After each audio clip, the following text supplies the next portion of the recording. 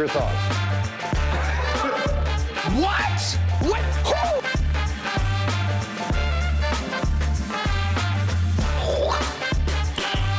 Nice.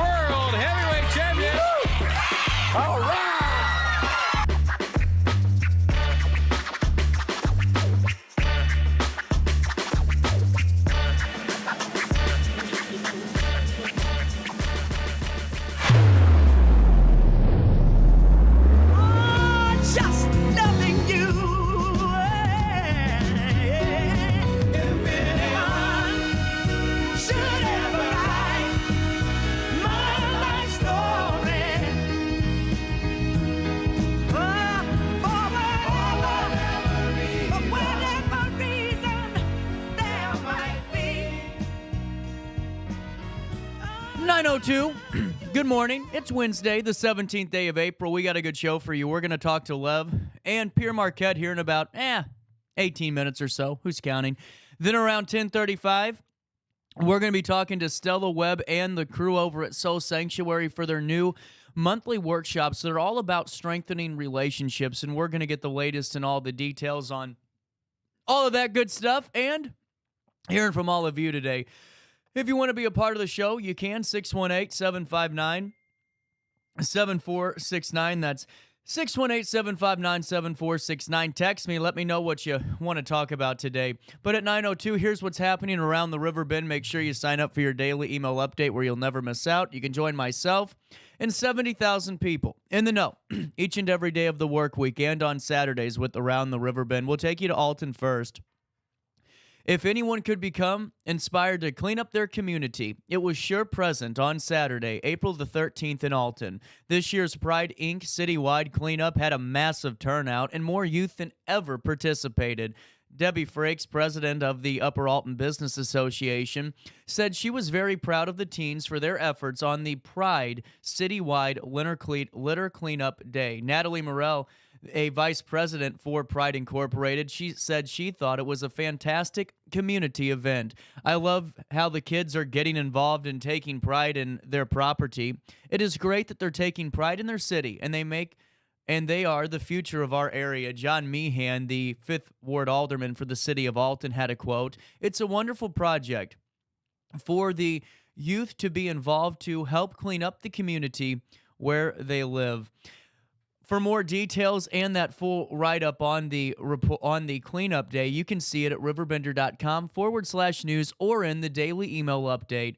Also in the news out of Wood River, Dalton Brown has this one. The police department welcomed its newest member at Monday's city council meeting when probationary police officer Catherine Castelli was officially sworn in. City clerk Danielle Sneed administered the oath of office to Castelli as the city's newly appointed probationary police officer. Applause from attendees followed Castelli's swearing in, after which she took photos with Police Chief Brad Wells. Everyone welcomed our newest probationary police officer, Catherine Katie Castelli, the department wrote on their Facebook Monday. Officer Castelli received her oath of office in front of the city council this evening. This marks the department's second new officer appointment of 2024, following Officer Morgan Davis, who was sworn in earlier this year. A full recording of the city council meeting that features Castelli's swearing-in ceremony is available at RiverBender.com/video.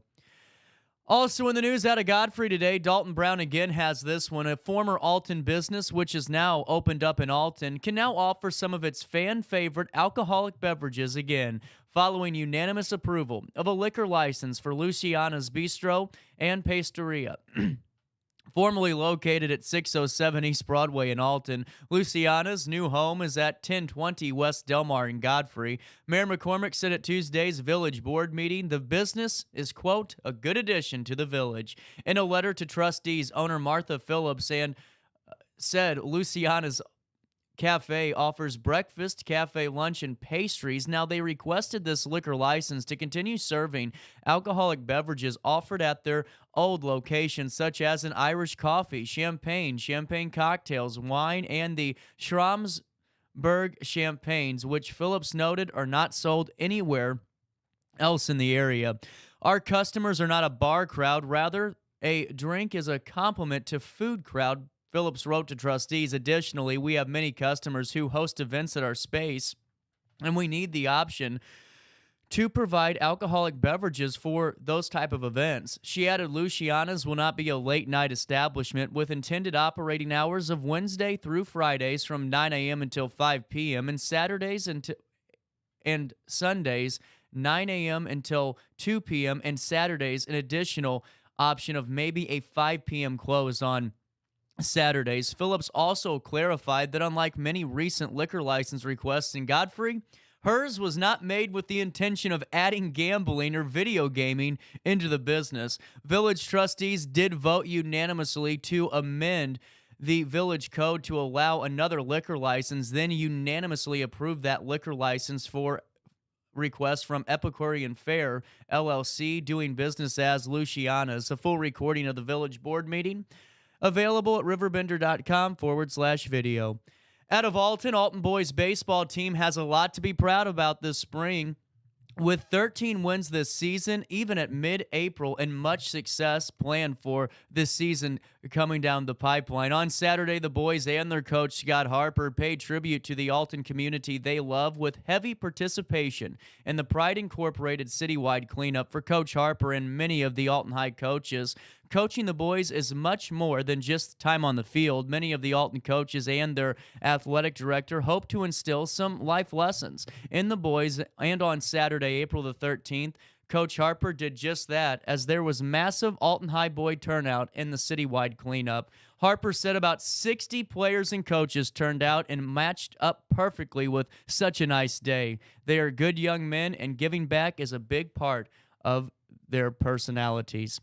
Finally, in the news today, a couple more for you.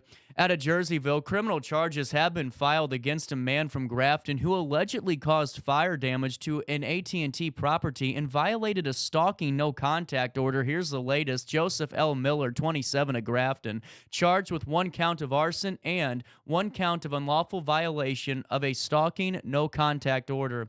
On April the 7th, Miller allegedly damaged by, quote, means of fire, end quote, an internet phone terminal located in Jersey County, which was property of AT&T. Miller was additionally charged for being present within 100 feet of an address protected on an order of protection, thereby violating the conditions of a no-stalking, no-contact order that was filed on October 26th, 2023. Miller was charged with a Class 2 felony for the property damage charge and a Class A misdemeanor for violating the no-contact order. Court records indicate he was granted pretrial release and no hearing has been set at the time of publication. Out of Madison County, the Madison County State's Attorney Tom Hain has released the State's Attorney's Office 2023 annual report to the county board and to the public on Tuesday, April the 16th. Haynes said the report provides stakeholders, including residents, community organizations, elected officials, county board members, and law enforcement agencies, valuable insights into the state's attorney's office achievements and their operations. The state's attorney's office in 2023 prosecuted 3,769 felonies to conclusion through trial conviction, guilty pleas, and other dispositions. As a result, the state's attorney's office has continued to make significant progress in reducing a case backlog that developed during COVID restrictions. The number of open felony cases stood at 5,620 at the end of 2020 and 5,694 at the end of 2021. By the end of 2022, the number of unresolved felony cases had been whittled down to 4,749. For the conclusion of 2023, the backlog pared even further, down to 4,214 cases.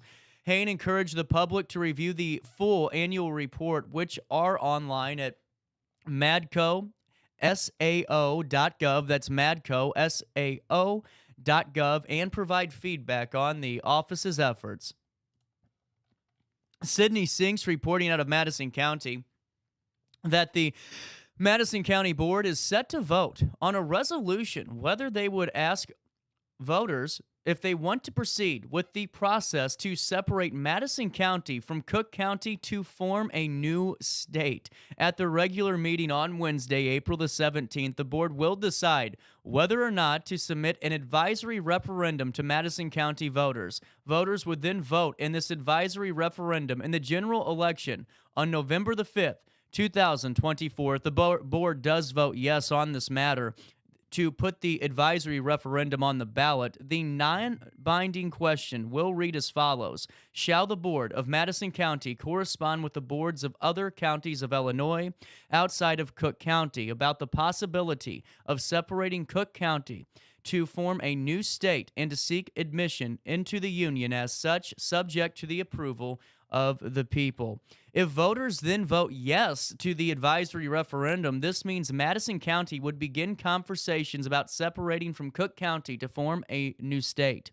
If Madison County voters vote no, if the Madison County Board votes no tomorrow, the question will not appear on the November 5th ballot. This resolution comes from the Government Relations Committee during their committee meeting on April the 2nd. The committee voted 6-1 to approve the resolution, with Stacey Pace, Denise Whitehart, and Jason Palmero, Shondell Wilson, Mike Babcock, and Dalton Gray voting in favor of the resolution. There have been several public comments from visitors in the last few Madison County Board meetings regarding this resolution. More comments are expected during their meeting today. For more information on the board meeting, they do meet at 5 p.m. this evening in the Madison County Administration Building in Edwardsville. Sydney Sinks and RiverBender.com will keep you updated as more details emerge from the board meeting this evening at 5 p.m. Also in the news, Dan Brandon with a nice write-up out of St. Louis. The St. Louis Cardinals did confirm Tuesday morning that Whitey Herzog, the White Rat, died at the age of 92. The Cardinals spokesman, Brian Bartow, said Tuesday morning the team had been informed of the death by Herzog's family. The team was not sure whether it happened Monday night or Tuesday at the time that Dan got the article submitted. Herzog had been at Busch Stadium on the 4th of April for the Cardinals' home opener. Herzog is originally from New Athens, Illinois, and lived in the St. Louis area after his Cardinals career. Herzog managed the Cardinals to that 1982 World Series championship and 3 more appearances throughout the 80s in 1985 and 1987. A final quote from the Cardinals: "Forever in our hearts and in our memories." At 9:13, let's take a look at your weather today. It's 68 degrees. It feels like 69. Today, windy and less humid with sunshine mixing with some clouds. Unsecured objects can be blown around, so if you got any loose trash in a can or a burning barrel out there, go ahead and strap it down tonight. Mostly clear. Temperatures, they should reach right around 78 degrees today, drop down to 54 overnight on Thursday. A 90% chance that we're going to be getting some heavy thunderstorms, a high of 78 but a low of 46. On Friday, please don't get mad at me, a high of just 59, a low of 45. On Saturday, a high of 60, a low of 40. On Sunday, a high of 57 degrees, a low of 37. For time and temperature throughout the day, 618-465-4545, this time powered by Tom Lane. He's your local State Farm agent. Hey, before I take a look at Skycam with you, you are invited to hang out with Sydney Sinks, John Hendrick, and myself, and all the fine folks at Raging Rivers Water Park this Saturday, 4/20. Get your mind out of the gutter. It's just a date. 10 a.m. until 3 p.m., the 4th annual Great Mushroom Hunt. And you already heard we had to clarify on the show during the interview after some folks called Jesse and may or may not have wanted to sell different types of mushrooms. These are just morels that we're talking about here. You get a mushroom hunt, a car cruise, food trucks, vendors, eagle watching, hiking, find the gnome game for the kids, so much more, plus prizes for who finds the biggest mushroom, who finds the smallest one, and who finds the most. From Raging Rivers passes to a night stay in a St. Louis hotel and some really cool stuff. The fun's to be had for the entire family. You can hang out with RiverBender.com and so many other great vendors throughout the Great Mushroom Hunt. April the 20th, 10 a.m. until 3 p.m. Register today. Over 500 already coming. They need you there too at RagingRivers.com. That's RagingRivers.com. You got more questions? You call 618-786-2345. That's 618-786-2345. And don't forget to tell them that CJ sent you their way. When I got in the car accident at the ER, they gave me a prescription of hydrocodone. And over time, it took more medication to mask the pain. I moved over to drug seeking and found heroin and fentanyl. I went to the Centerstone rehab facility, and it was the best decision I ever made in my life. I have my own car, I have a job, there's nothing holding me back anymore.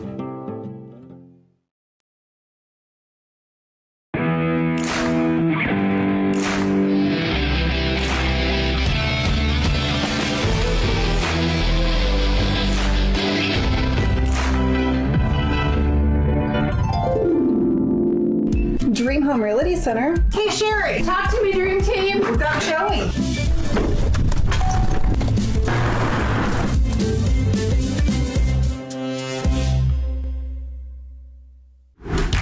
Yo, what up? It's Mike Keith, the proud graduate of Lewis and Clark Community College.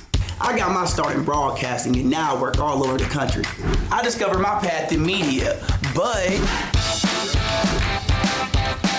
I could have been an electrician. Or I could have been a nurse. Maybe not.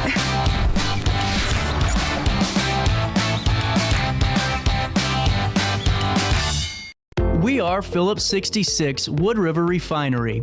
We make the fuels that take us to work and our children to school. We make materials and energy products that allow us to stay connected to each other. We care about the quality and safety of our products because we care about the communities we share. Our employees live our values of safety, honor, and a commitment to act as good neighbors where we live and operate. We are Phillips 66. Welcome back to our daily show. Here's CJ.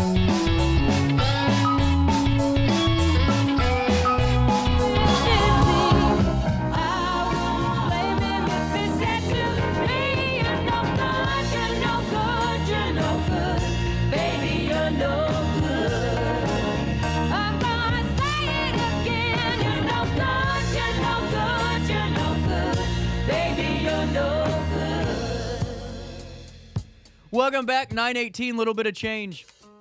Now I can hear myself. Lev, how are we doing, man? Great. Happy to be back, CJ. Well, I'm happy to have you back. I just saw on Pere Marquette's Facebook, the Pollinator Day already getting advertised. This is going to be a big event. I'm hoping so. We're going to have several people coming out from the St. Clair Beekeeping Association. Mm-hmm. We're also having a structural botanist and several other folks come out in order to talk about our native bees and also honeybees. And then we're also going to have crafts. I'm going to try to get some local honey vendors.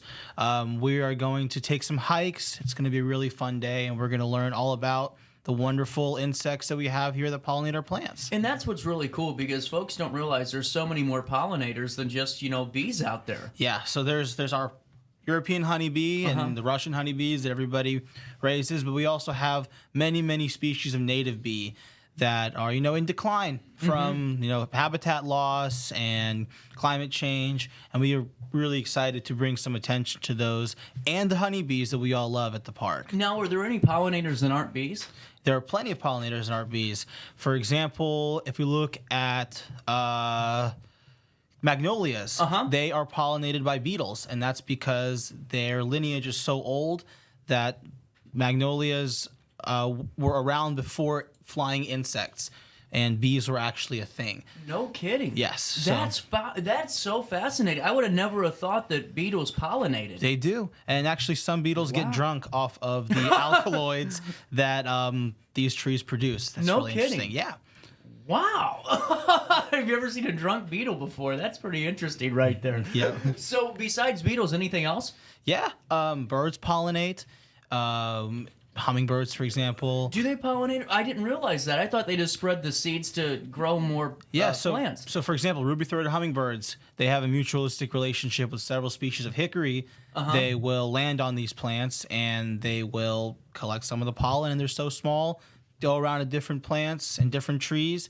So a lot of things pollinate more than just insects, but insects are the big one here. Right. Well, and that's what's really cool about this to learn about, because, so many times how many of us have maybe, killed a beetle or two, not realizing that it's actually helping our environment. Yeah. Like I said, we're excited to bring some attention to these little creatures. Well, and too, just to raise some more awareness for this. I mean, from guided hikes to honey tasting live animals too? Yeah, we're going to have some live bees there. Oh, cool. And, okay. yeah, live animals, live insects. That makes sense. Yeah. Well, maybe throw a pollinator hummingbird out there. And, I had a pet hummingbird. You did? That's awesome. My mom ran over it with a lawnmower, so I nursed it back to health. That's awesome. It did not make it the full gamut, though, Webb. I'm just going to be honest with man. you. But we tried. His name was Nectar, and he liked, He liked Hector, nectar, yeah. Hector liked nectar. His name was Hector. That's what it was. So fantastic. What goes all into this? Because there's so many beekeepers around, it seems like now. There's more and more of a community growing, and there's organizations, associations. Has it been pretty easy to find some beekeeping enthusiasts? The beekeeping association that we work with, they're incredible. We have a hive at Pere Marquette, and they come out and maintain our hive for us. Oh, wow. Yeah, they're really awesome, and they're just as excited as I am to bring this to the table, and we're excited to continue working with them. Well, really, Pollinator Day should be a really important day, because if we don't have pollinators, we don't have a lot of anything. Exactly. And not just that, June 22nd is in the middle of Pollinator Week. So there's a whole national week dedicated to pollinators, and we're doing our event right in the middle. I've always, if I had another chance to go back and do it again, I'd love to be in the National Park Service. There's just something about the environment that you guys create over there too, from, working there, but also the education and awareness that you bring to the table for the public. Yeah, it's a great job. In the state park system, I get to really move around and work with all different kinds of people to bring all different kinds of programs. And, I get to be in the woods every day, and I get to talk about pollinators and trees and plants. And so I cannot complain and really enjoy where I'm at and what I do. You know what's amazing, too? I was over in Truman, Missouri, and they had the Truman House, as a national landmark. So they have their park service there, the park rangers. And I thought, how nice of a job is that? You come out every half hour and you just walk around a small home, and then you're done, and then you take you go back and work some more. I'm like, I could do that, a retired job, go walk somebody through some dead guy's house. That's fun, Yeah. Lev, what's your what is your biggest fascination with pollinators? Well, mutualistic relationships between certain plants and certain insects. For example, let's talk about aphids. And there are this whole class of insects called aphids. They're tiny, tiny, tiny, and they will have very specific plants. So a dicanthelium is a type of grass. Okay. And there's a dicanthelium aphid, and you can only find it on one species of dicanthelium. And that's just really interesting how these relationships between these plants and these insects are so specific. Yeah. Well, heck, I mean, if you don't know any better, you think the plant produces the bug, because that's all you can find them on. Yep. That's really fascinating. And now, what happens if somebody all of a sudden's out in their native, let's say they have an acre, and one of their acres is just overgrown with what they think's just nastiness, and they get rid of it all. If they start taking out some of those pollinator plants and maybe some of those really vital natural wildflowers and natural landscapes, what happens to that area? Does it directly affect the area if you remove those pollinators from your land? Yeah, so I always point out to landowners who ask me about their fields and their prairies. Okay. Go to someone's lawn that just has fescue or one type of grass and just listen. What do you hear? You might hear a cricket. You might hear a bird. If you go to another lawn that's, they've let it grow out, they've let it become prairie, and you have all these different species. It's a symphony of, of an ecosystem. You hear so many different kinds of animals and plants, and not plants, but insects. Yeah. And it's just a difference of the quality of habitat. And I don't know, for myself, whenever I am around ecosystems that are rich and diverse, I get a lot more satisfaction. It feels more of an better outdoorsy experience. Well, and it just looks better too. It does. You can tell that it's taken care of, Yeah. and it's there's something about it, Lev, and that's what I think so cool, because I've run into a few folks that are doing native gardens now and really doing the natural way by going over to the native plant event that happened last weekend and learning a little bit more. It's really cool to see how the soil quality and all of that is just so much better than somebody that just has a cut and dry lawn. Yep. Always plant native.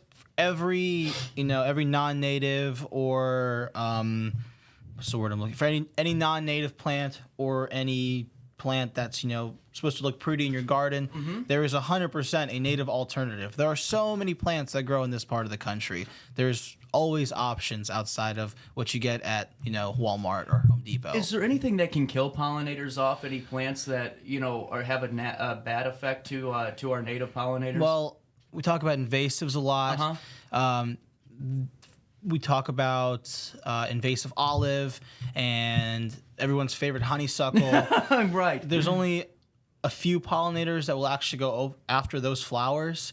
And so you lose a lot of our native species of plant when those invasives come in and overcrowd and take over those ecosystems. And so we lose a lot of those pollinators just because they lose habitat. Right. Well, and folks, if you're just tuning in, we're talking to Lev from the Illinois Department of Natural Resources Office of Land Management for the Pollinator Day at Pere Marquette, June the 22nd, 10 a.m. until 1 p.m. You got time, but the way this year's flying by, god dang, man, we're going to be there next week.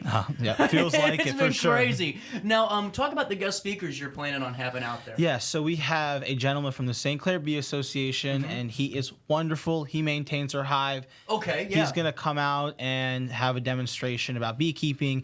He's got a cart with the hive on it and talk about how you can start your own hive. Then we also have a structural botanist coming to talk about plants in relationship to native bees and planting in native gardens. And I'm working on getting some more folks out there, so maybe a little bit of a surprise too. Really cool. And now take me through that hive presentation, because bees are the most fascinating insect to me. Yeah. Of course. And the way that they, communicate, the way that they have their roles and their jobs are so fascinating. But the structure of the hive is really cool too, and how they lay out their home. Are we going to learn a little bit about that too? Absolutely. We're going to learn about undertaker bees. We're going to learn about... Are those the ones that get the dead ones out of the way? They're the ones that get the dead ones out of the way. Dancing bees. We're going to learn worker bees and drones and queens. They have such a complex and intricate bee society. Yeah. And we're going to learn all about it and maybe do some bee dancing too. That's cool, because it's like people who always made fun of me, because I nerd out about bees, but it's such a cool, it's such a society. I mean, all of the hives are basically many worlds. Yep. And the bee movie, I'm not going to lie, kind of turned me on to bees. I'm not going to lie. Jerry Seinfeld, the only good thing he did after his show was pretty much that bee movie. Yeah. Well, and whenever we're talking about, bringing the kids involved into this, are they going to be able to understand some of what the speakers have to say, or is it more Absolutely. Cool. So I'm gearing this, or the way we're working this through is going to be towards families. Really cool. With the opportunity for, older folks to talk to the beekeepers and ask them more tough questions. But we're really trying to get, kids and young adults and people in high school, middle school, that type of area to come and learn about their environment. And that's really what we're trying to do at the park right now, is really bring the youth in. That's really cool. And take us through the guided hikes. Where are we going to be hiking at Pere Marquette? We're going to be hitting some of our famous trails, weather dependent. Of course.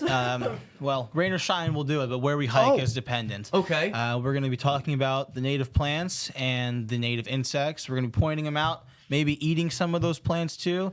Learning about the plants we have at the park, and that'll be with me. Good. I'm glad it's with you, because if I went out there and started eating plants, I'd probably be, with wild berries all over my face and, out in the woods somewhere being You can found. eat any plant at least once. Seriously? Well, you eat it more than once, and it might not end so well, but at least one time.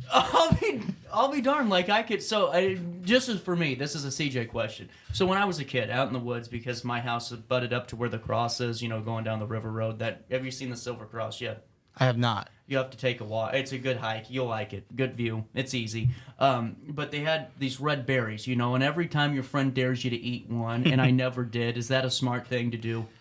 Generally, no. Okay, I'm glad I didn't then. Yeah. For the most part, there's not many plants here that'll really hurt you, but might get a tummy ache. That's really interesting. That's good to know. Like, I could have used you about 20 years ago when I was a kid. This is really cool, Lev. You know, take me through the year that it's been for you over here, the 2024. We talked a few months ago, but how's everything gearing up for you at the park? It's been incredible. I really, really have enjoyed, my time with the public, and I've had nothing but excellent experiences. I've been able to teach so much and learn so much about this really cool area that we live in. Pere Marquette, as I always say, is really diverse, really interesting, topographically unique. And every time I go out, I find something new. What's it like whenever you have a group that you're working with kind of just stop and listen for the first time? Because we always go outside, but, folks don't really stop and hear the environment that's around them because we're so trained to kind of just keep focused as people. Is it kind of cool whenever you go, all right, everyone just take a quick listen? It's really awesome. Yeah. My whole life, I've been a really big tree nerd and plant nerd and nature nerd, and, finally someone's listening to me. But I always really enjoy bringing people out, and it's a different experience when you go out with somebody who does it, every single day, and I get to expand upon what I know, and I learn a lot too, and I get to teach, and that's really, really cool, and I don't take that for granted. Absolutely. You have a moment to stick around? I do. I got to pay a quick bill. 9:31, we'll take a quick break. Our daily show comes back and hits you next right after this on Roku TV and Riverbender. I set the thermostat so my house would be warm when I got home from work, but the kitchen is still cool. At Barrett Heating and Cooling, we stand behind every Linux system we sell. My dealer said he'd take care of everything. At Barrett Heating and Cooling, we understand everyone wants prompt, professional service. Turns out it wasn't my furnace after all, just a little something blocking the vent. Pretty smart dog if you ask me. For service you can count on, call Barrett Heating and Cooling. Lennox, innovation never felt so good. You won't find a better health club than Nautilus Fitness Center. More cardio, more free weights and equipment, more classes, a swimming pool, and more. If you're serious about your health and want to make a change, then stop thinking about it and visit Nautilus Fitness Center on Industrial Drive in Alton. Don't fall for the hype you get from the other health clubs. Nautilus is the Riverbend's premier health club. Has been for years and will be for years to come. Get to Nautilus Fitness Center and get started on a healthier new you. DJ Mike Keith.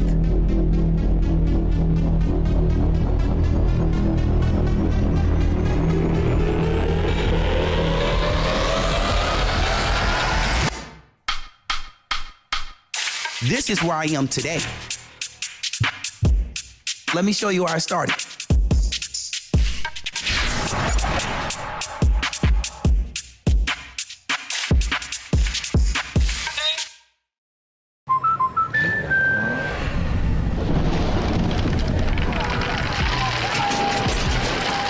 Life's better when you're under our roof. That's because our expert agents will make you feel totally protected with the right auto and home coverage at the right price. Also, you can enjoy the dreams you work so hard to achieve. American Family Insurance.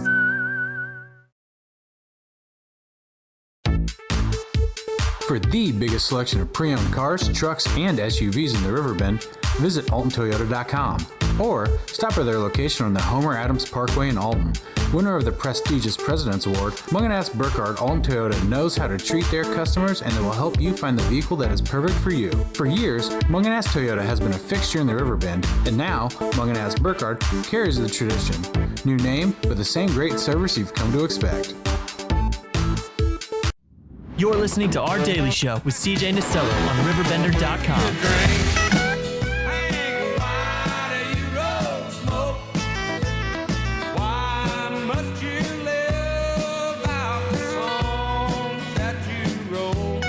Sorry, I was playing can basketball.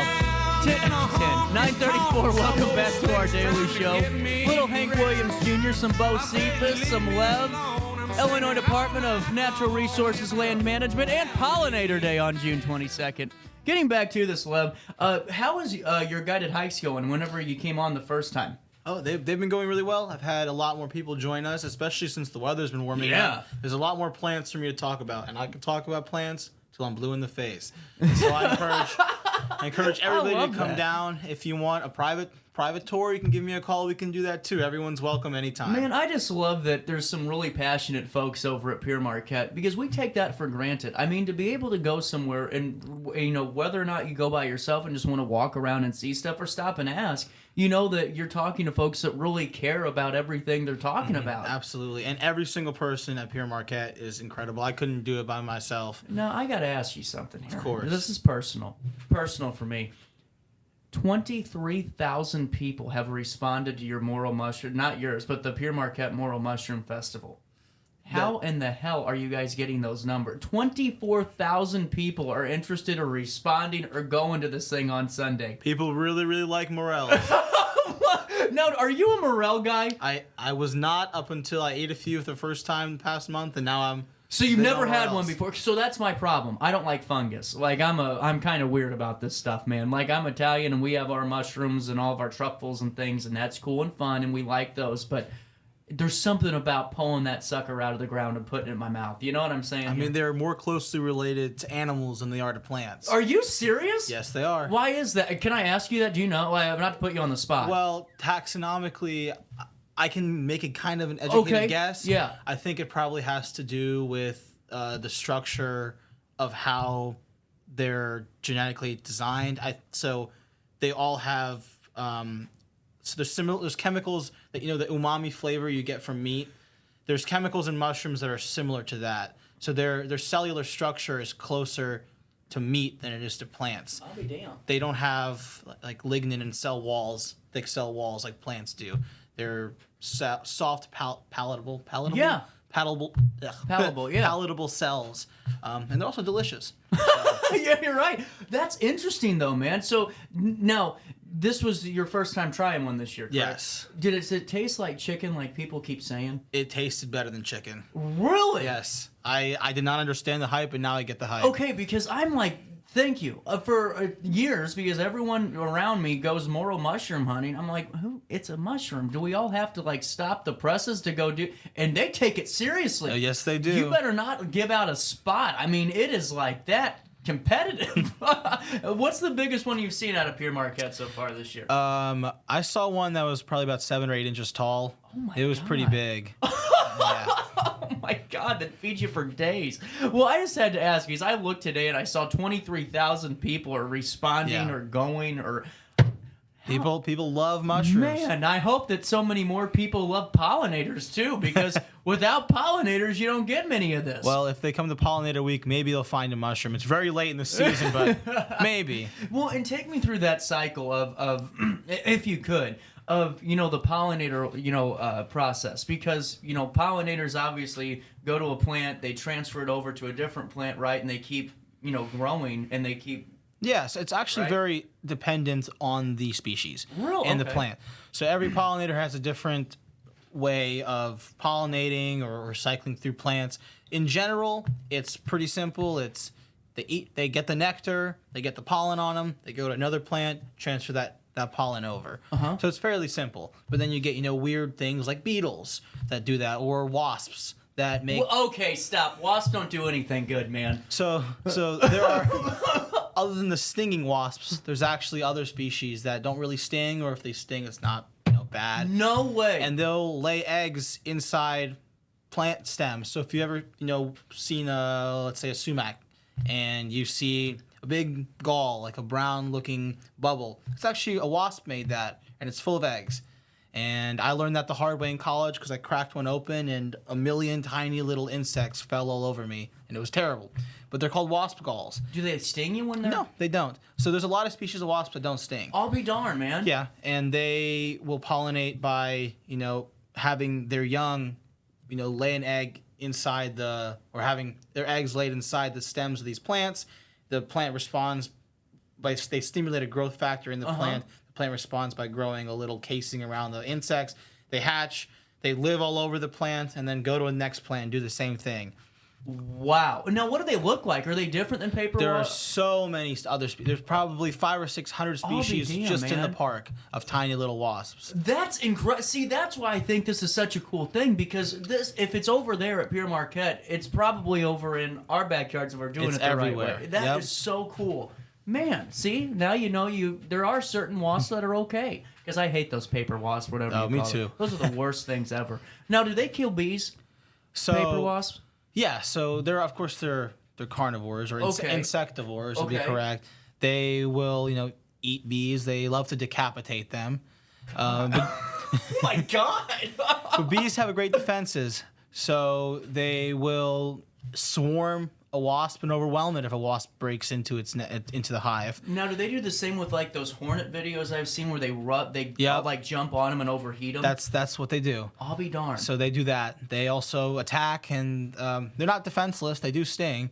A wasp is bigger, but bees are pretty tough. Now, so when a bee stings you, it dies, correct? Yes. Okay, and why is that? Is it because is it the stinger? Does it inject? Does it detach? So it's got a barbed stinger. Like a stingray. Like a stinger, yeah. So, and something interesting and related is every insect that has a stinger, it's actually a modified ovipositor, which is a organ that's used to lay eggs. So that's why female insects sting and male insects don't. I'll be darned. I didn't know that. Yeah, so that's pretty cool. I always found that interesting. Yeah. But to talk about that more, they have barbed stingers. And that's because bee colonies are a lot larger.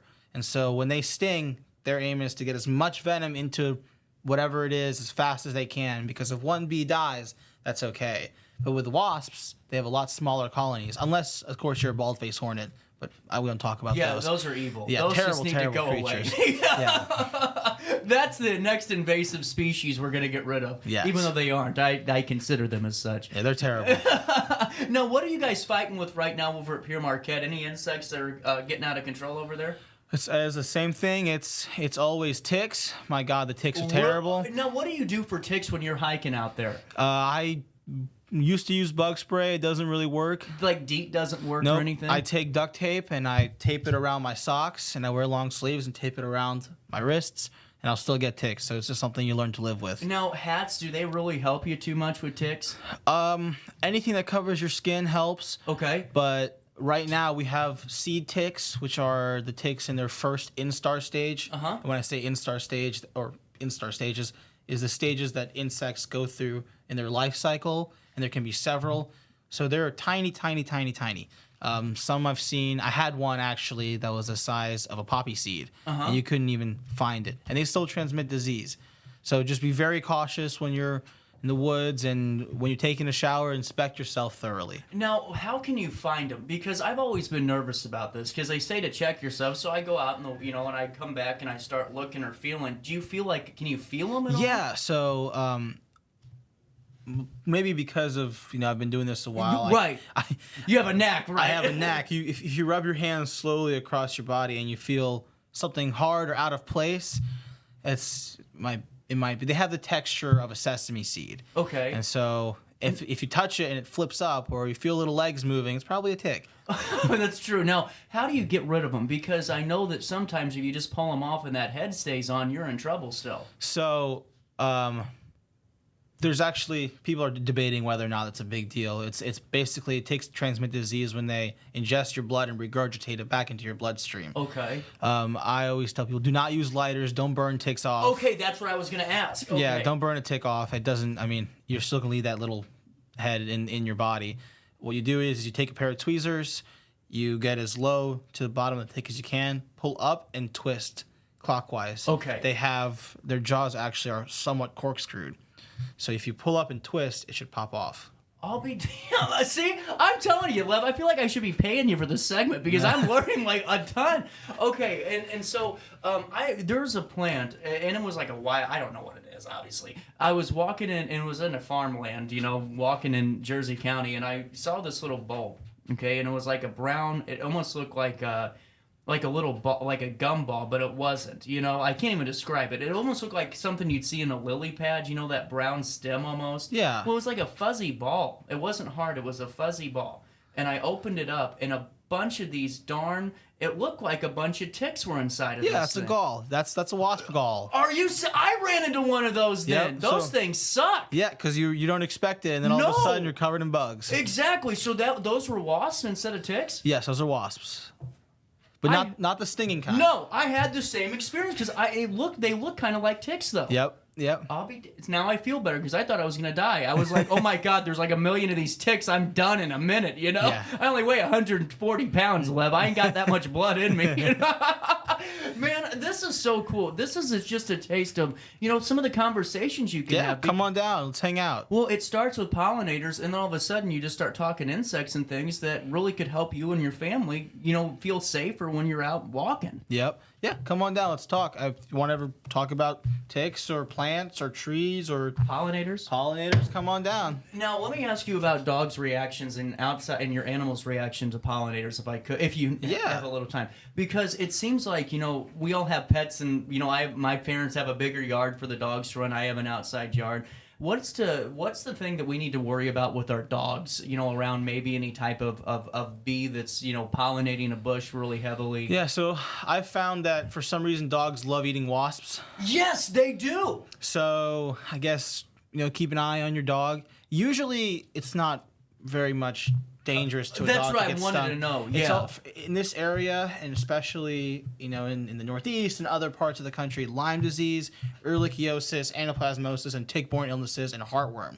So the best thing you can do is flea and tick and heartworm preventative medication. Okay. And that that knocks out 90% of your crazy sudden vet bills in the summertime. That's good to know. It's to prevent those diseses. But preventative maintenance goes a long way. Absolutely. And heartworm is an extremely dangerous thing. It's transferred by mosquitoes. And so we always prevent that with a monthly This is pill. a stupid question, but I'm going to ask it. Do mosquitoes do anything? Yeah, they feed a lot of our, if they feed a lot of bats. Okay. They're a big food source. But they're not like pollinators or anything. They don't help any plants.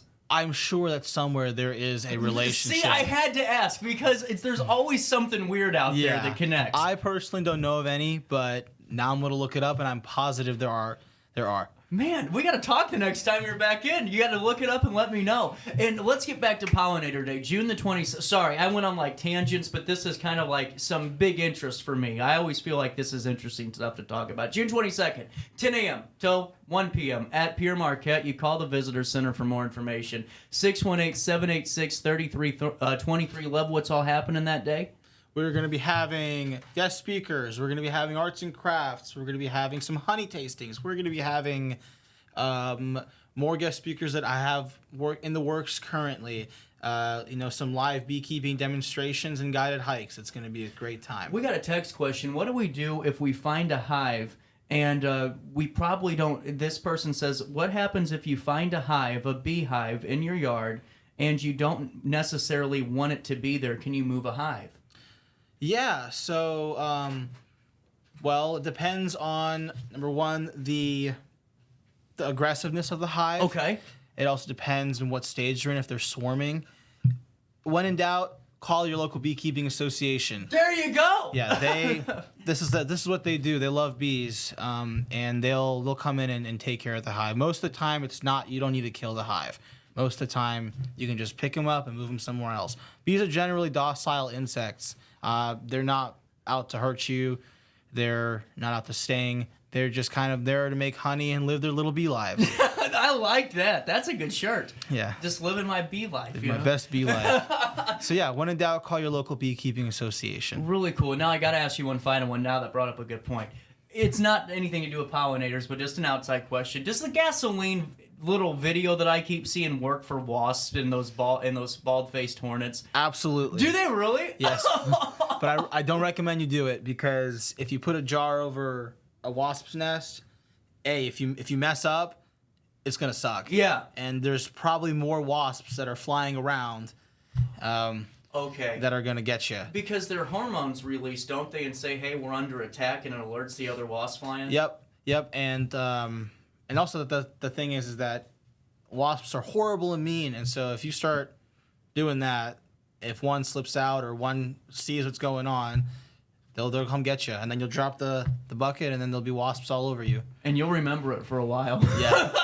But man, thanks for hanging out with me today. Thanks for letting me I help. always tell you 15 minutes, and 30 minutes later, here we are at 9:50 and a little bit of change.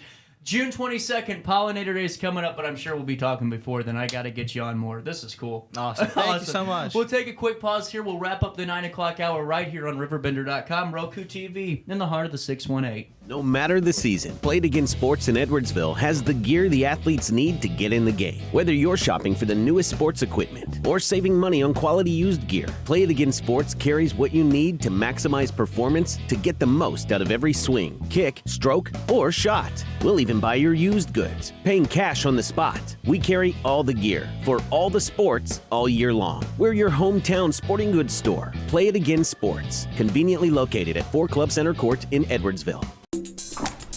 I just got a new air conditioner. Top of the line. I bet mine's better.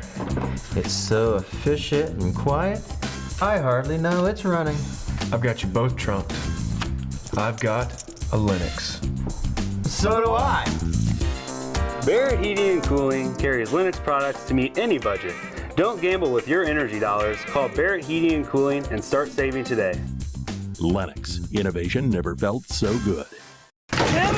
With over 20 years of experience, Wilson's Tree Service has the expertise to handle all of your tree care needs. Licensed and fully insured, their team of experts are dedicated to providing reliable service. Plus, with a 24-hour emergency service line, Wilson's will always be there for you. Don't risk tackling that timber by yourself. Trust the local professionals at Wilson's Tree Service. Visit treeservicealtonil.org to get started today.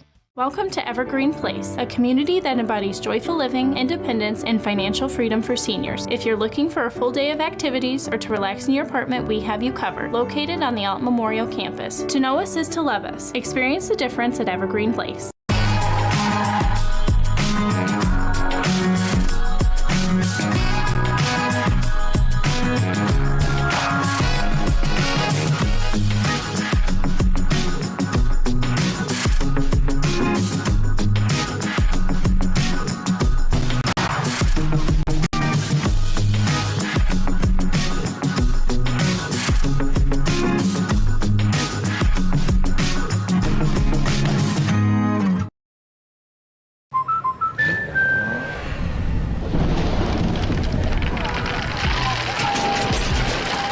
Life's better when you're under our roof.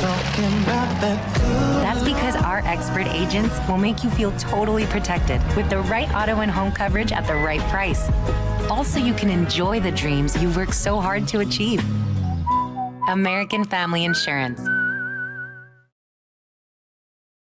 Since 1993, Sparks Junk Removal is always adapting to the needs of our clients. That is why we now offer weekly trash pickup for selected areas. Plus, we offer driveway-safe rubber-tired dumpster rental. Give us a call today at 618-781-1407 or visit us at sparksjunkremoval.net. Not sure if you've noticed, but those advertised prices from the other dealers are just a bunch of blah, blah, blah. At Roberts Motors, the advertised price is the price you pay. And that, my friend, is great news for you.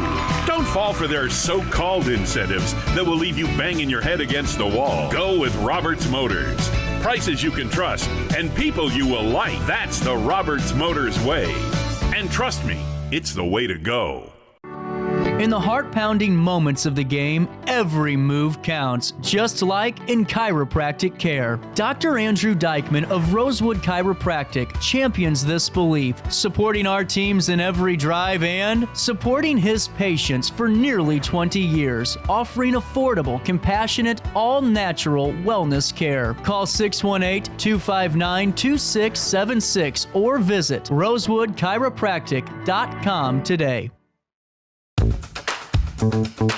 Welcome back to our daily show. Here's CJ. Spirit, if I can, perhaps I may become a highwayman again, or I may simply be a single drop. Okay, that was seriously like the most I've learned in a long time on this show. That was fun. Man, Lev's awesome. I'll be back again. And I even got water down here. It's old. Have you ever had stale water? It's possible. You know, I mean, think about it. you've gotten up before. You know what's crazy? I was talking about this the other day. You get up at 3 in the morning. You've seen the meme. Have you seen that video of like the whale, the blue whale just opening its mouth and drinking in all that water and filter feeding? You know how we kind of do that when you wake up thirsty as hell? Have you ever woken up, though? Is that the proper term? I don't even care. Have you ever woke up in the middle of the night, woke up in the middle of the night, and you grab your water, okay, but you grab the wrong water? You know what I'm saying? Because I have like 2 or 3 bottles of water sitting by my bed. Has that ever happened to you? Where all of a sudden you get the water and it's a stale water that's been there for 3 weeks, and you're like, terrible. And there's like bacteria. There's a little animal swimming around in there because you left it out in the sun and it started growing. Terrible. But you know what's not terrible? Learning about what happened on this day in history. On this date in 1790, Benjamin Franklin died on this date in history. In 1941, during World War II, Yugoslavia surrendered to the Nazis in 1941 on the 17th of April. In 1969, the architect of Czechoslovakia's Prague Spring forcibly resigns. In 1969, during the Cold War, during the Vietnam War. In 1975, Cambodia fell to the Khmer Rouge. And then in 1960, in art and literature and film history, man, ever since I got sick, I just can't get anything out of my lungs. Eddie Cochran died. Gene Vincent is injured in a UK car accident that happened on this date in 1960. More in art and literature and film history in 2002. General Hospital aired its 10,000th episode. And did anyone really watch that? Because it's so confusing to follow along with, because every day there's, anyway. In 1961, back to the Cold War era, the Bay of Pigs invasion began on this date in 1961. And it's really fascinating to listen back to some of the JFK phone calls and all that during the Bay of Pigs. Have you guys ever done that on the YouTubes of the presidential history libraries? Some really fascinating stuff on YouTube. I'm starting to realize I'm learning so much more just by going to some of the archive stuff. Really fascinating. In 1964, a date that a lot of you kind of celebrate, Ford Mustang debuts at the World's Fair. That happened in 1964. In 1917, wow, the Second Battle of Gaza has begun during World War I. During World War II in 1942, General Henry Girard makes his great escape from the Nazis, and during the Cold War in 1945, Americans seize 1,100 pounds of uranium in an effort to prevent Soviets from developing the A-bomb. In music history, let's take a quick peek. In 2008, Danny Federici, the longtime keyboard player for the E Street Band, died of cancer at the age of 58. He had worked with Springsteen for over 40 years, starting with Steel Mill and Child with Springsteen. Also, on this date in music history, in 2004, Kurt Cobain's Mark IV style Mosrite gospel guitar, I think I got that close, sold for $100,000. The icon of the 20th century music auction held in Dallas, Texas. Other items included Elton John and Bernie Taupin's songwriting piano, which sold for $150,000.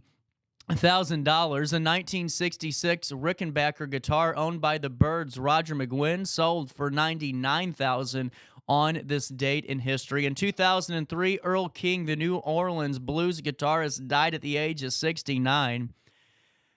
King wrote the classic song, Come On, Let the Good Times Roll, covered by Jimi Hendrix. In 1998, Linda McCartney died after a long battle against cancer. Married Paul McCartney in 1969 while she was working as a photographer, as well as being a member of Wings. She became an animal rights campaigner and launched her own brand of vegetarian food.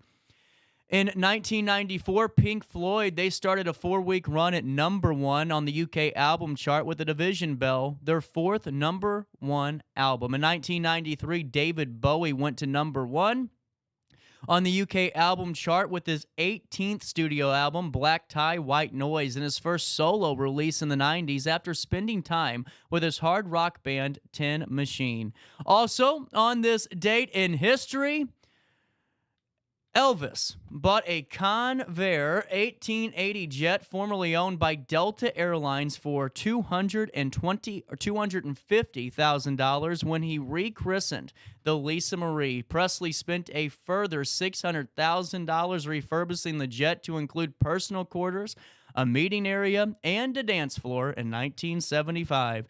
In 1974, Vinnie Taylor, the guitarist with the U.S. rock and roll revival band Shanana, was found dead in the Holiday Inn hotel room in Charlottesville, Virginia, from an apparent drug overdose. Shanana played at Woodstock. Their 92nd appearance in the Woodstock film brought the national group attention. The group appeared in the movie Grease as Johnny Casino and the Gamblers. In 1973, the Eagles. Oh, man. You know, I don't know if he's listening today. Sometimes he tunes in. Josh Gilbert over there and I have talked about this over at 550.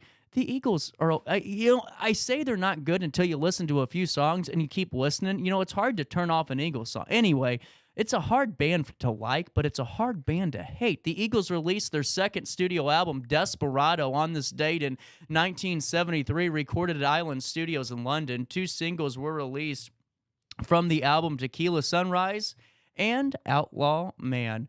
In 1971, all 4 Beatles, they had solo singles in the UK charts. Paul McCartney had Another Day. John Lennon had Power to the People. George Harrison had My Sweet Lord. And Ringo Starr had It Don't Come Easy. Three Dog Night in 1971 started a 6-week run at number 1 on the UK singles chart with Joy to the World, the group's second U.S. number 1 and number 24 hit in the United Kingdom. In 1970, while performing at the White House at the invitation of President Nixon, Johnny Cash was asked to perform Okie from Muskogee. Cash declined because it was not his song, but he had been a hit for Merle Haggard. Instead, Cash sang A Boy Named Sue. How about that? Let's see. Anyone born on this date in history?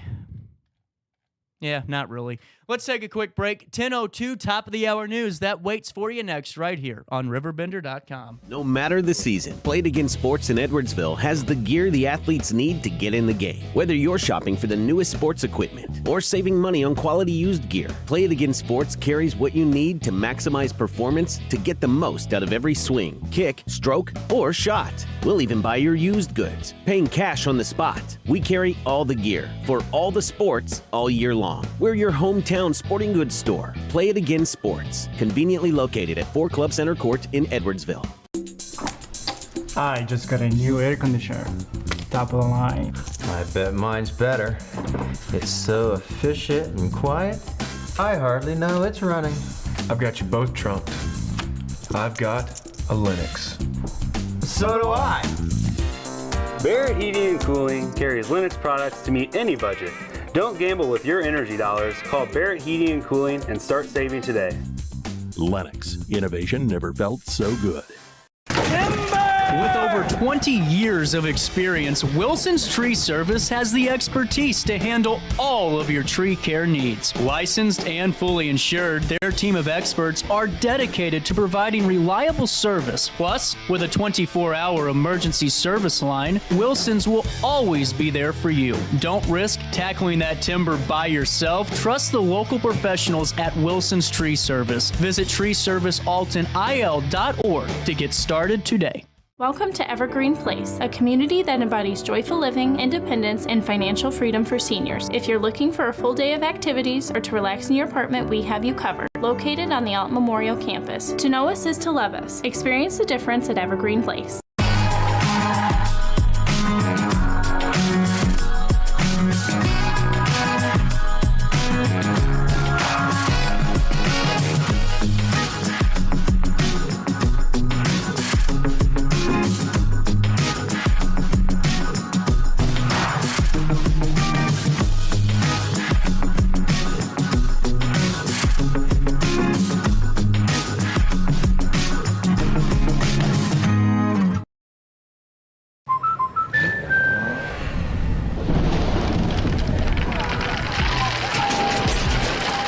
Life's better when you're under our roof. That's because our expert agents will make you feel totally protected with the right auto and home coverage at the right price. Also, you can enjoy the dreams you worked so hard to achieve. American Family Insurance. Since 1993, Sparks Junk Removal is always adapting to the needs of our clients. That is why we now offer weekly trash pickup for selected areas. Plus, we offer driveway-safe rubber-tired dumpster rental. Give us a call today at 618-781-1407 or visit us at sparksjunkremoval.net. Not sure if you've noticed, but those advertised prices from the other dealers are just a bunch of blah, blah, blah. At Roberts Motors, the advertised price is the price you pay. And that, my friend, is great news for you. Don't fall for their so-called incentives that will leave you banging your head against the wall. Go with Roberts Motors. Prices you can trust and people you will like. That's the Roberts Motors way. And trust me, it's the way to go. In the heart-pounding moments of the game, every move counts, just like in chiropractic care. Dr. Andrew Dykman of Rosewood Chiropractic champions this belief, supporting our teams in every drive and supporting his patients for nearly 20 years, offering affordable, compassionate, all-natural wellness care. Call 618-259-2676 or visit rosewoodchiropractic.com today. Welcome back to our daily show. Here's CJ.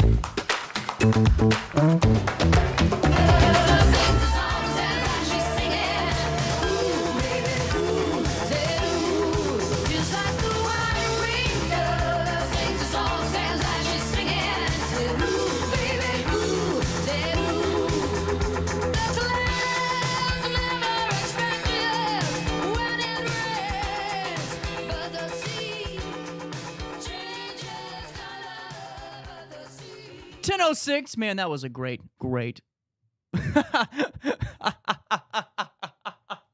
Sometimes you gotta laugh at yourself. Hold on now here. Oh, man. On now, top of the hour news around the Riverbend. Make sure you sign up for the RiverBender daily email update where 70,000 of us know what's going on. And if you download the RiverBender app, you can get the notifications just like the big four apps, just like the St. Louis major media conglomerates that are not even local anymore. Isn't that wild what happened to local media? It gets bought out by all these conglomerates, and now you're looking left and right, and everyone's filing Chapter 11. It's just amazing that no one's really learned, but we have here at RiverBender.com, all local, all the time, just for you. And this team of about 10 of us, man, we really do put in the work to provide your daily dose of local. We'll take you to Hartford. The Lewis and Clark State Historic Site will commemorate the 220th anniversary of the start of the Lewis and Clark expedition with the annual point of departure commemoration on May 11th and the 12th. Here's what will happen. Visitors can interact with military demonstrators, historic artisans, and hands-on displays at this free event, which will take place at 10 a.m. to 4 p.m. both days, May 11th and the 12th. Artisans will exhibit historic skills, including candle making, leatherworking, tanning, gunsmithing, spinning, pottery, woodworking, and more. The event also offers opportunities for visitors to experience how things were made in the past and what life in the Illinois country was like. Frontier medicine of the early 19th century will be explored with a display of medical instruments and common treatments. Military reenactors will portray soldiers of the Lewis and Clark Expedition Corps of Discovery, interpreting the white pirogue replica of the expedition's boat. Reenactors will reveal the grueling task of navigating against the Missouri River. The War of 1812, American 2nd Regiment Artillery will discuss the war in which many Lewis and Clark expedition members served while demonstrating black powder muskets and firing artillery. Ed Delaney will share the British experience in the region and demonstrate what soldiering was like On the campaign, historian Jeffrey Edison, a museum educator with the St. Louis County Parks, will share York's role in the expedition as an enslaved servant to Captain William Clark. This often overlooked member of the journey played an important role in its success. Other site staff and volunteers will discuss the washerwoman at Camp River du Bois. As a camp follower, this unnamed woman supported the soldiers of the camp and helped to provide for herself and her family. A special visitor to the festivities will be a reenactor of Thomas Jefferson. The third president of the United States, Jefferson completed the Louisiana Purchase and is considered the architect of the transcontinental mission. Reenactor Kurt Smith of Colonial Williamsburg has studied thousands of Jefferson's journal entries, letters, and documents and uses his extensive knowledge to bring the president to life.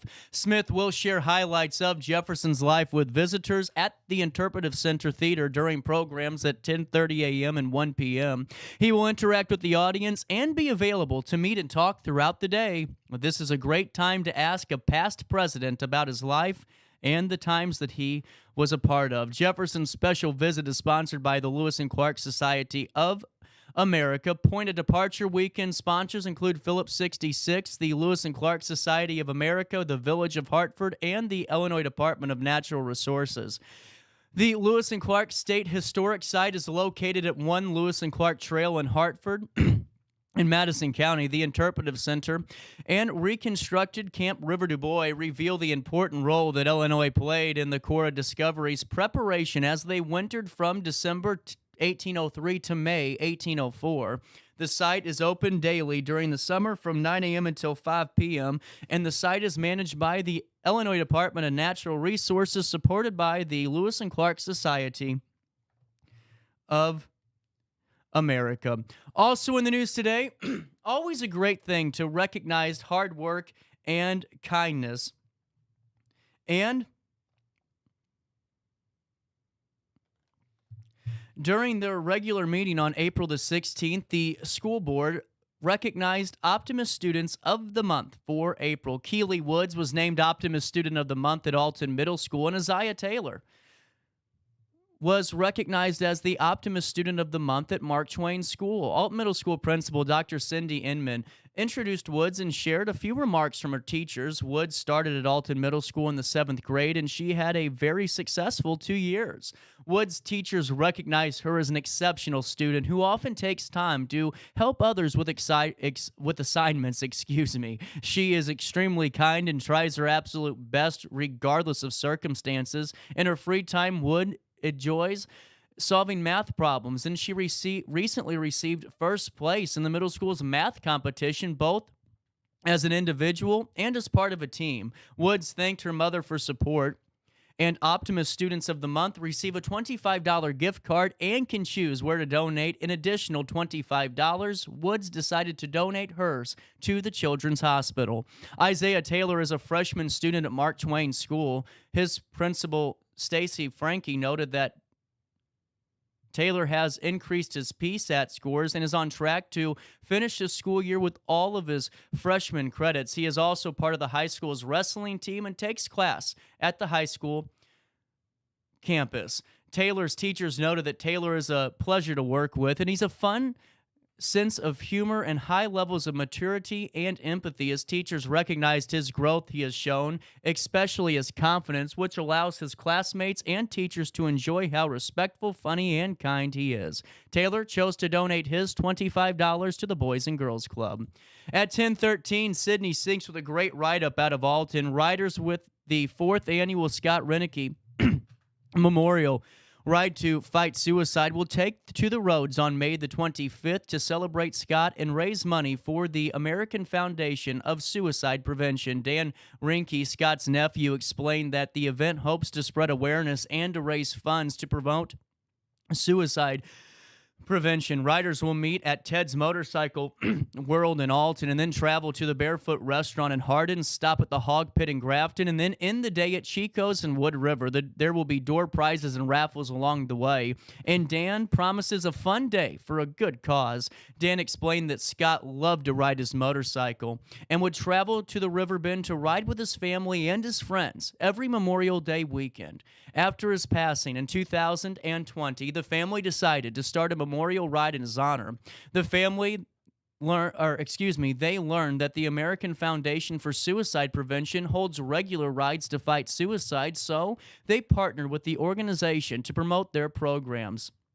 Dan said that donations they collect from the Scott Rinke Memorial Ride go directly to the American Foundation for Suicide Prevention. Over the years, the money has supported the 988 Crisis Line, among other projects. This year, the goal is to raise $15,000. Registration opens the day of the event at 9 a.m. at Ted's Motorcycle World. The ride begins at 12 noon and will likely continue until 6:30 p.m.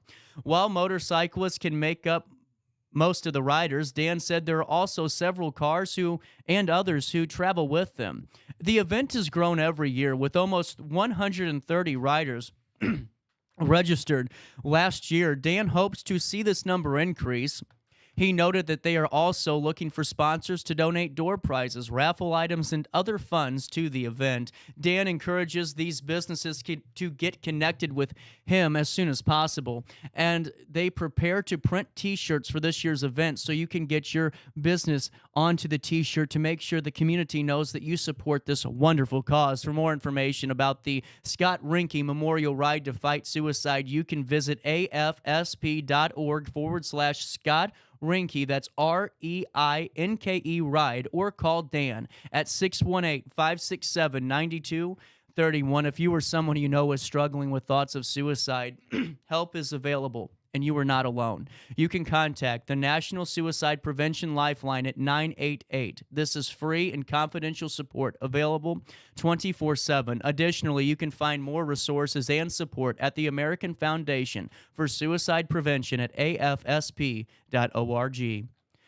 Out of Irving, Tossetti and Associates Auctioneering Services has begun the sealed bid auction process for Metal Morton Building, located at 101 West State Street in Irving, Illinois. The building was the previous site of the Irving Creamery Cafe and Ice Cream Parlor. The owners have decided to retire and move out of state, and the 2,700 square foot building is now awaiting for the new ownership to transform it. Tossetti noted that the building is a good opportunity for entrepreneurs who want to take their business to the next level. They are selling the land with the building and fixtures, and the restaurant equipment is optional. Bids will be accepted until 12 p.m. on July 1. For more information about the property, you can contact Tossetti and Associates at 217-563-8641. That's 217-563-8641. And don't forget to tell them that RiverBender.com sent you over their way. Man, I am out. I still can't catch my breath. You know what I'm saying? Hey, let's take a look at weather while I'm whining. 67 degrees out there. Feels like 70 today. Windy and less humid with sunshine mixing with some clouds.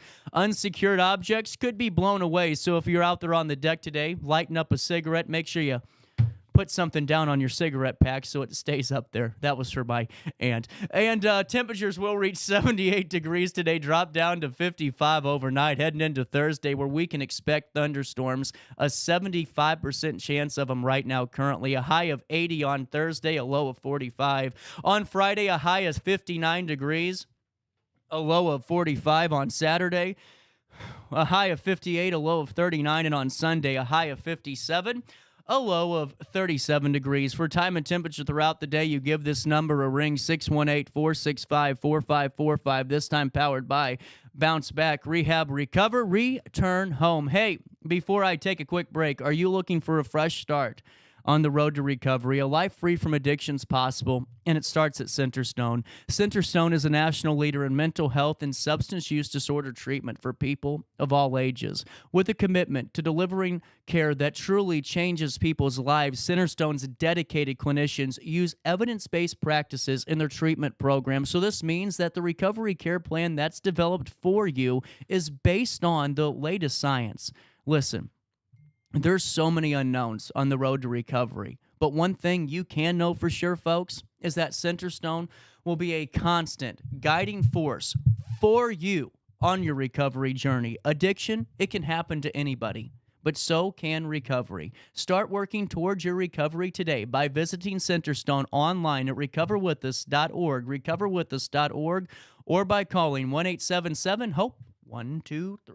No matter the season, Play It Again Sports in Edwardsville has the gear the athletes need to get in the game. Whether you're shopping for the newest sports equipment or saving money on quality used gear, Play It Again Sports carries what you need to maximize performance to get the most out of every swing, kick, stroke, or shot. We'll even buy your used goods, paying cash on the spot. We carry all the gear for all the sports all year long. We're your hometown sporting goods store. Play It Again Sports, conveniently located at 4 Club Center Court in Edwardsville.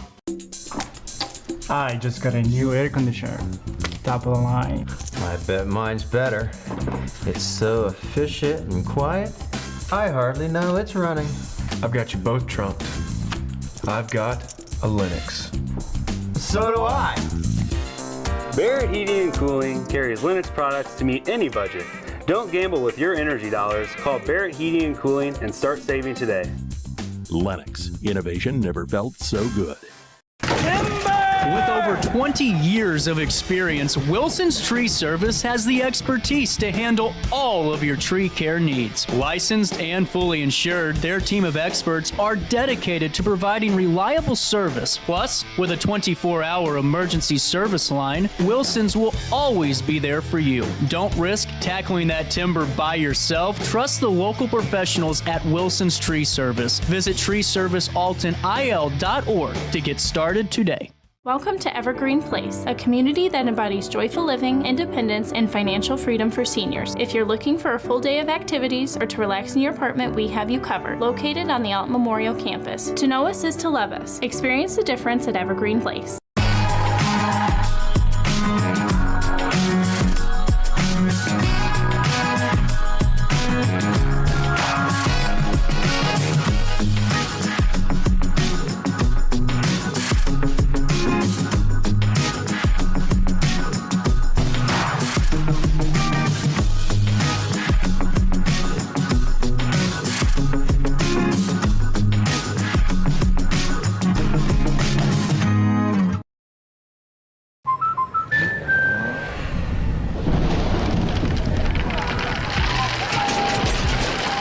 Life's better when you're under our roof. That's because our expert agents will make you feel totally protected with the right auto and home coverage at the right price. Also, you can enjoy the dreams you've worked so hard to achieve. American Family Insurance. Since 1993, Sparks Junk Removal is always adapting to the needs of our clients. That is why we now offer weekly trash pickup for selected areas. Plus, we offer driveway-safe rubber-tired dumpster rental. Give us a call today at 618-781-1407 or visit us at sparksjunkremoval.net. Not sure if you've noticed, but those advertised prices from the other dealers are just a bunch of blah, blah, blah. At Roberts Motors, the advertised price is the price you pay. And that, my friend, is great news for you. Don't fall for their so-called incentives that will leave you banging your head against the wall. Go with Roberts Motors. Prices you can trust and people you will like. That's the Roberts Motors way. And trust me, it's the way to go. In the heart-pounding moments of the game, every move counts, just like in chiropractic care. Dr. Andrew Dykman of Rosewood Chiropractic champions this belief, supporting our teams in every drive and supporting his patients for nearly 20 years, offering affordable, compassionate, all-natural wellness care. Call 618-259-2676 or visit rosewoodchiropractic.com today. Welcome back to our daily show. Here's CJ.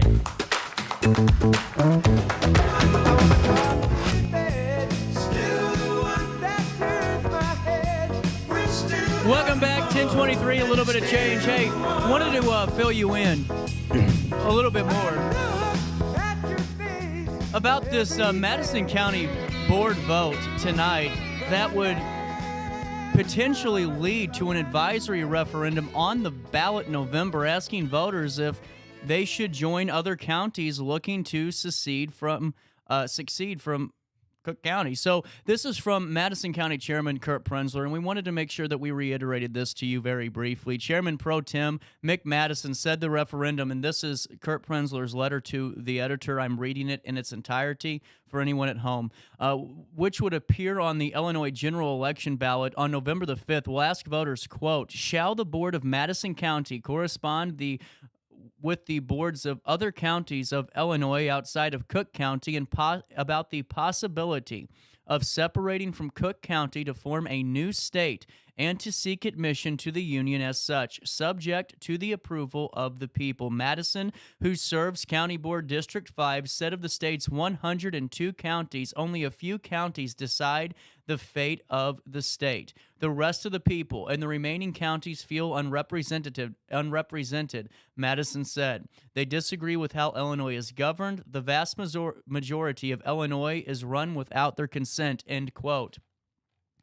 Madison said the positives of the referendum are twofold. One being we can look for possible solutions to decide who will run the state, and it will also allow voters to directly tell Illinois legislators how they feel in a formal vote. People I've spoken with on both sides of the aisle are wildly in favor of this, Madison said in a quote. He said he believes the county board would like to see where the voters fall on the issue. If they say yes, we'll work with other counties in Illinois to see if we can find a solution we all agree on. It might be a new state. It may be something else. That was just a little bit more of an update for you on this board meeting vote tonight. This is something that kind of came out of nowhere. I mean, we've heard rumblings of it, but tonight the county board will decide if this will be on the ballot in November. And Sydney Sinks, RiverBender.com, as I reiterated earlier, will be there to provide you more details on how that vote was taken this evening at the Madison County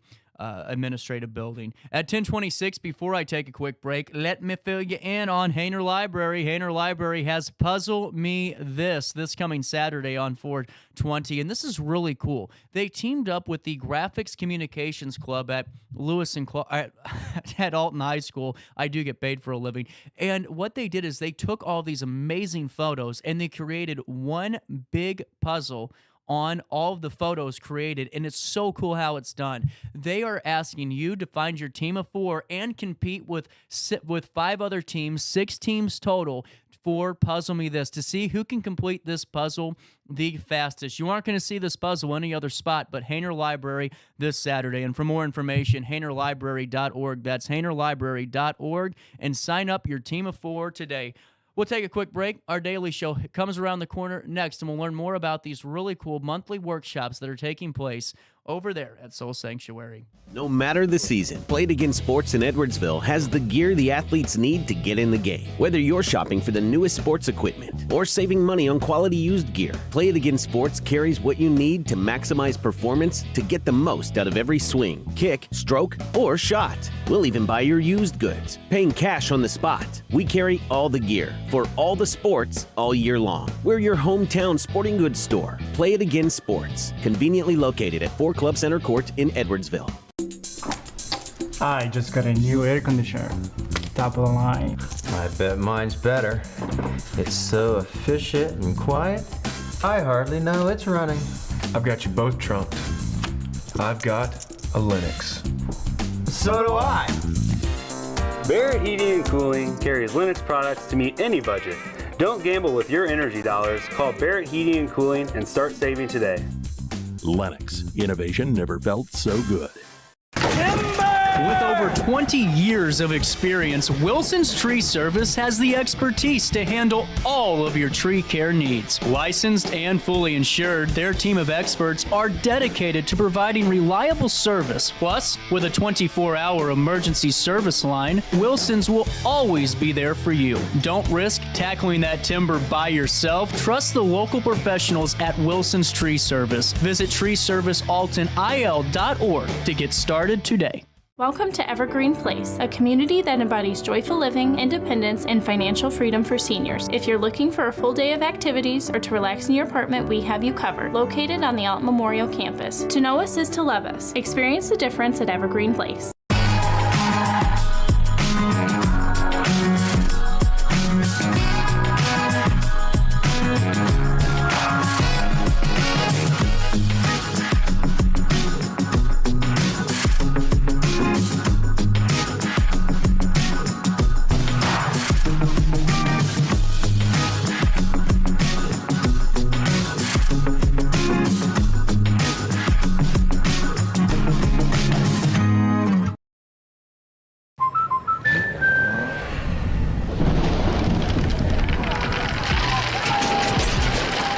Life's better when you're under our roof. That's because our expert agents will make you feel totally protected with the right auto and home coverage at the right price. Also, you can enjoy the dreams you worked so hard to achieve. American Family Insurance. Since 1993, Sparks Junk Removal is always adapting to the needs of our clients. That is why we now offer weekly trash pickup for selected areas. Plus, we offer driveway-safe rubber-tired dumpster rental. Give us a call today at 618-781-1407 or visit us at sparksjunkremoval.net. Not sure if you've noticed, but those advertised prices from the other dealers are just a bunch of blah, blah, blah. At Roberts Motors, the advertised price is the price you pay. And that, my friend, is great news for you. Don't fall for their so-called incentives that will leave you banging your head against the wall. Go with Roberts Motors. Prices you can trust and people you will like. That's the Roberts Motors way. And trust me, it's the way to go. In the heart-pounding moments of the game, every move counts, just like in chiropractic care. Dr. Andrew Dykman of Rosewood Chiropractic champions this belief, supporting our teams in every drive and supporting his patients for nearly 20 years, offering affordable, compassionate, all-natural wellness care. Call 618-259-2676 or visit rosewoodchiropractic.com today. Welcome back to our daily show. Here's CJ.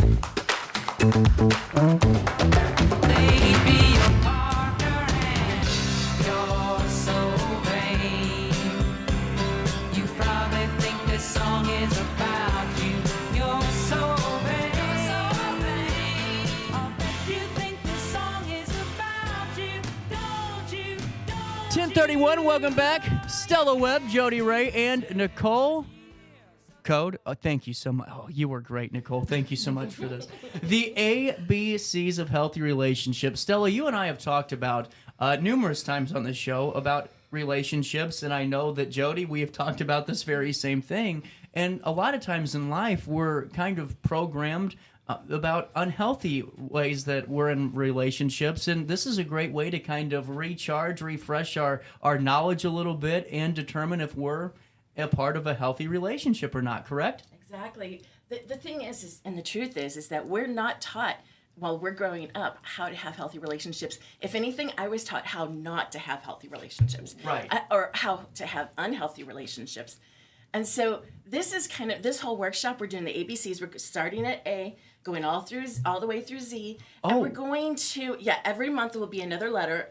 And we're going to talk about all the ways to have healthy relationships, address some of the issues that we have around relationships, and then, provide some suggestions on how you could possibly make it a way that's healthy.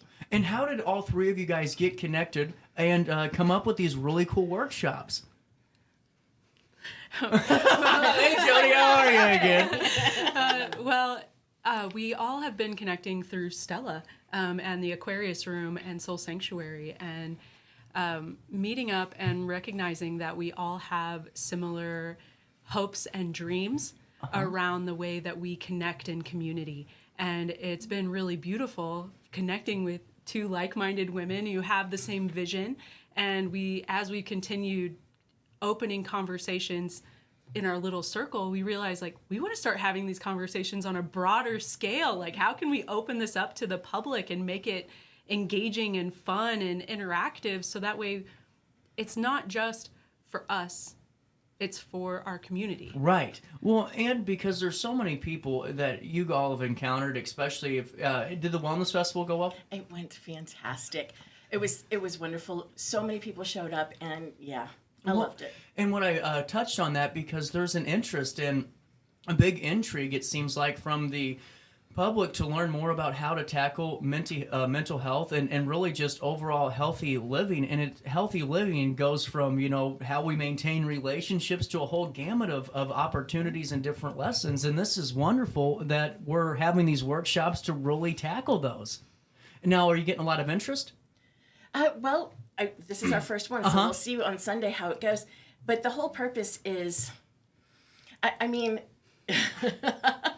forgot what I was going to say. I do that all the time. I just kind of start. But you just keep on rolling. rolling. I just put verbs out, Okay. jump. And, no, that's not the hand Well, can I ask you all, when did you notice that maybe relationships in your lives weren't as healthy as we perceived them to be? That's what I wanted to talk about. Here's what I wanted to say is that when I first met Jodi, I had just come out of a situation with a bunch of friends that had been helping me with what I was doing. It was similar to Soul Sanctuary, and it was very unhealthy, the whole situation. And when Jodi showed up, and to that point, I hadn't been allowing anybody else to join me at the Soul Sanctuary. Right. I was protecting my space, protecting my clients, all this kind of stuff. And Jodi shows up at a meditation. Hey, you want to do a women's circle? And I was like, let's talk. And that's what we did. We sat down and we talked. And I was able to see that Jodi was right where I was when it came to wanting to have healthy relationships. I didn't want to find myself in that situation again where I was going to be hurt or anything like that, or that the other people were going to be hurt. I wanted to have a healthy relationship in my business, in my life, all of that around there. And Nikki just happens to be somebody who's always been around for healthy relationships. Yeah. Well, and I wanted to talk about that too, because sometimes when we say healthy relationships, folks automatically program to think about maybe a husband-wife, husband, wife-wife, situation. Yeah. And relationships could be, your relationship with your friends, your relationship with your coworkers, and exactly. And that's something that I think more folks need to learn about in that aspect too, because we always think romantically, but we really don't think about that daily relationship that we have with folks in our community, in our circles. And that's what, once we learn how to have a healthy relationship first with ourselves. Yep. Right? That's step one. That can extend to our family and our close friends, and then it can just go from there all the way out to the community, and that's what our hope is for this. I'll ask all three of you this. How important is it to maintain and find that relationship that we have interpersonally with ourselves before we really start to tackle any of those relationships externally? It's the foundation. It is. It's the most important part for sure. It is? It changes your outlook on the rest of the world whenever you have a better relationship with yourself. Absolutely. Mm-hmm. Jodi, what are your thoughts? Just echoing what Nichole said, that whenever we have a relationship with ourselves, we create this inner world that has a feeling of peace, of acceptance, of awareness. And whenever we practice that internally, it gives us the space to then meet the external world with that same lens. Mm-hmm. 100%. And now, during this first workshop on Sunday at 2:30? Yes. Oh, there we go. Okay, 2:30 Sunday at Soul Sanctuary at Milton School House. What are we starting with? Awareness and acceptance. I love it. So how is it going to break down in the workshop? How long does it last? And what's the format kind of look like? Well, it's roughly 90 minutes to 120 minutes, and it's going to be broken down into education, group discussion, and small group breakout space. So that way we get to talk about the topics, really dive in, And then there's going to be space held so everyone's voices can come in and have space to be seen, heard, and witnessed. And then there's this practice element. So we've been talking about it, we've been speaking to it, and now we're going to break off into small groups, and we're actually going to practice diving into holding space and giving one another that presence and that opportunity. You know, whenever someone's doing this and they realize, you know, maybe this friendship, this partnership, whatever we have relationship-wise isn't healthy. You know, they go into the workshops, they go, man, this is something that's really draining me mentally, it's draining me, you know, physically, it's taxing. What does that look like next for somebody that's identified not in the healthiest relationship? How do we start to either mend that or say it's time to maybe move down the road and see if our paths cross later on? Well, it starts with me. Interesting. It really does. If there's, so it takes two to tangle. Yeah, right. And quite honestly, if something's wrong within a partnership or a friendship or something like that, I don't look at the other person and see what's wrong with them. It starts with me. What's going on with me? What is it about this situation that might trigger something? Because every trigger means there's something for me to heal. Mm-hmm. That's on me to do. It's not on that other person. And expecting somebody else to gear their life around you, that's just unrealistic, and it's unhealthy. That part is unhealthy. Mm-hmm. And so I work on myself. If once I've worked on myself and I'm in a good place and stuff like that, if it's still not working out, then you can go from there and see how is best to try to navigate that situation, right? Mm-hmm. And what's your advice for the audience today? And, you know, all three of you, I'll ask the same question. For somebody that's in that situation, that's, you know, maybe working on themselves, has already had that conversation with that individual and said, hey, you know, I got to kind of, you know, figure some stuff out. What do those interactions look like? What do you kind of recommend to folks that need to have those very tough conversations sometimes that, you know, are very beneficial? How do those sound? How do those look for all three of you? Okay, well, I'll go first. Thanks, Jodi.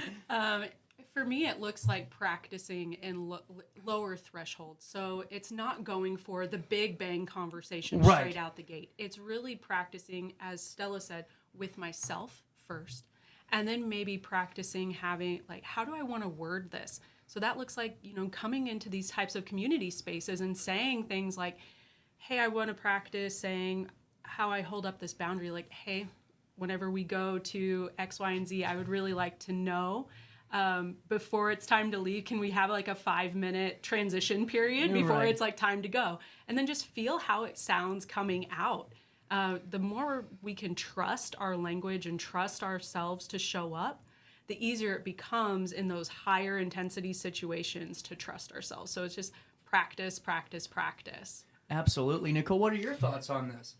Similar, definitely similar. I would say practice is a great start, but also feeling comfortable with yourself to advocate for yourself. So again, that inner work in what you need, because it's all going to be different. Well, and that's a great point. I want to come back to that too. Stella, what are your thoughts? Well, the truth is that if you've done all of this and things are still not in a good place, and you're working on yourself, and maybe you're with somebody, they're not on a place where they're wanting to work on themselves and stuff. Sometimes you have to love people from afar. Yeah. And that's okay.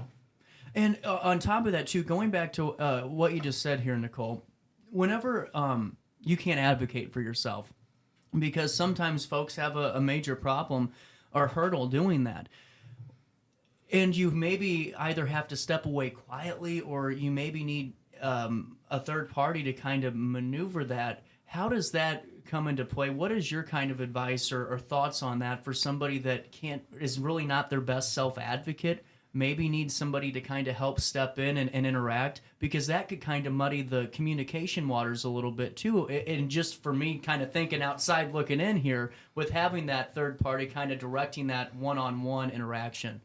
Yeah, a third party is definitely an idea, and you know, sometimes just breaking away from what the situation is and maybe coming back at another date is also a great idea for myself. Yeah. So really interesting. I just, you know, these are such important thoughts, because so many of us go through our lives, and we're scared of, I can only imagine there's times where I get a text and I'm like, oh God, I got to respond to that. How do I do it? What do I say? Because if I say this wrong, then all of a sudden I got to deal with X, Y, and Z. But if I say it right, then I still have to deal with, W and X, So it's really, these are very important conversations. It's so complicated. They are.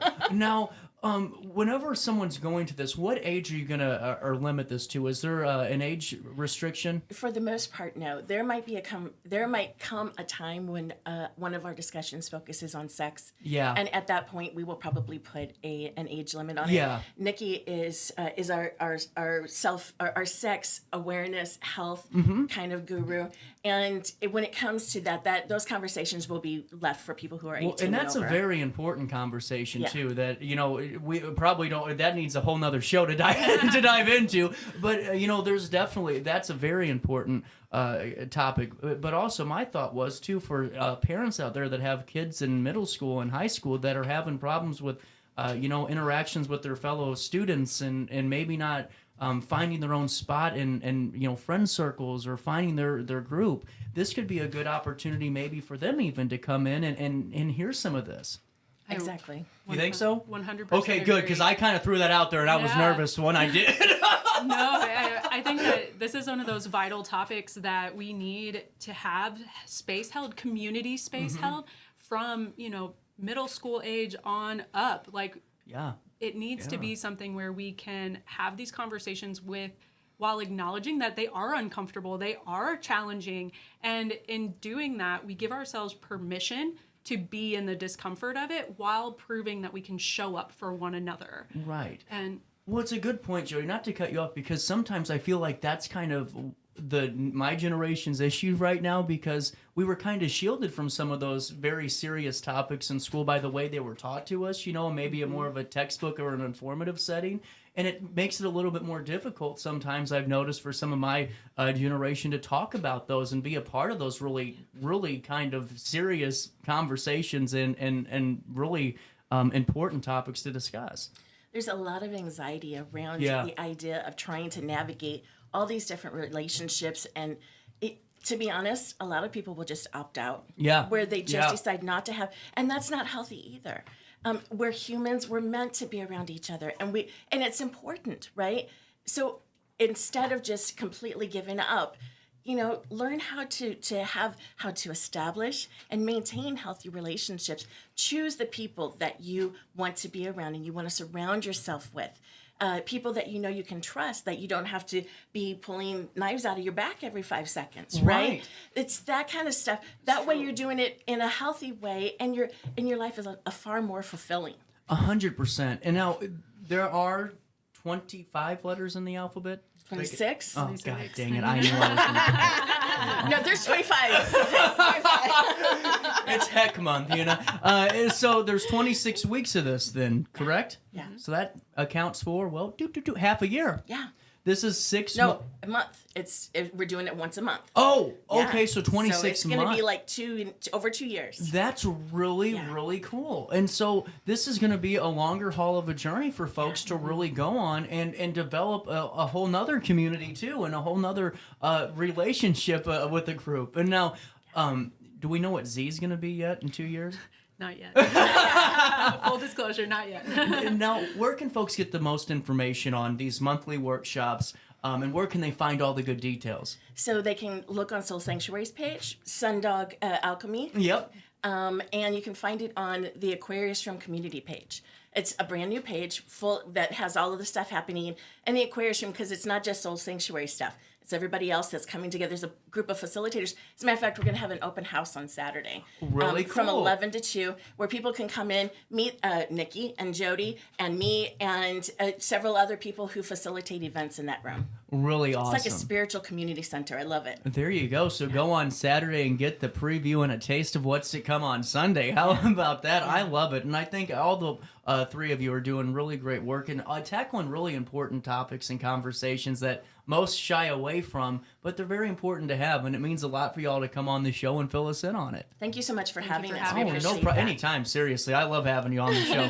10:47, a little bit of change. We'll come back, wrap up the Wednesday morning that was right after this on RiverBender.com and Roku TV. No matter the season, Play It Again Sports in Edwardsville has the gear the athletes need to get in the game. Whether you're shopping for the newest sports equipment or saving money on quality used gear, Play It Again Sports carries what you need to maximize performance to get the most out of every swing, kick, stroke, or shot. We'll even buy your used goods, paying cash on the spot. We carry all the gear for all the sports all year long. We're your hometown sporting goods store. Play It Again Sports, conveniently located at 4 Club Center Court in Edwardsville. I just got a new air conditioner. Top of the line. I bet mine's better. It's so efficient and quiet, I hardly know it's running. I've got you both trumped. I've got a Linux. So do I. Barrett Heating and Cooling carries Linux products to meet any budget. Don't gamble with your energy dollars. Call Barrett Heating and Cooling and start saving today. Lennox. Innovation never felt so good. With over 20 years of experience, Wilson's Tree Service has the expertise to handle all of your tree care needs. Licensed and fully insured, their team of experts are dedicated to providing reliable service. Plus, with a 24-hour emergency service line, Wilson's will always be there for you. Don't risk tackling that timber by yourself. Trust the local professionals at Wilson's Tree Service. Visit treeservicealtonil.org to get started today. Welcome to Evergreen Place, a community that embodies joyful living, independence, and financial freedom for seniors. If you're looking for a full day of activities or to relax in your apartment, we have you covered. Located on the Alton Memorial Campus. To know us is to love us. Experience the difference at Evergreen Place.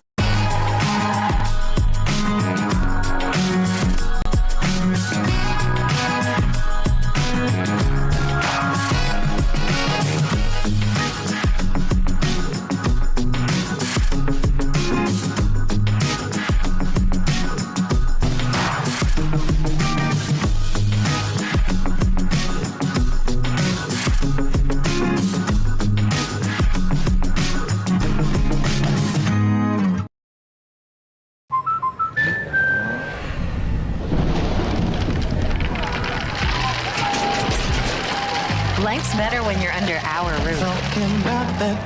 That's because our expert agents will make you feel totally protected with the right auto and home coverage at the right price. Also, you can enjoy the dreams you've worked so hard to achieve.